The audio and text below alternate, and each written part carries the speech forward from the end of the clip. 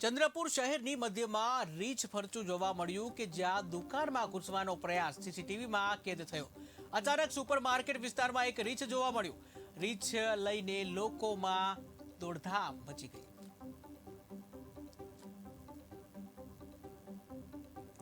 તો મહારાષ્ટ્રમાં રીંછને લઈને લોકોમાં દોડધામ મચી ગઈ કે જ્યાં રાત્રે જે છે ચંદ્રપુર શહેરની મધ્યમાં એક રીંછ ફરતું જોવા મળ્યું છે.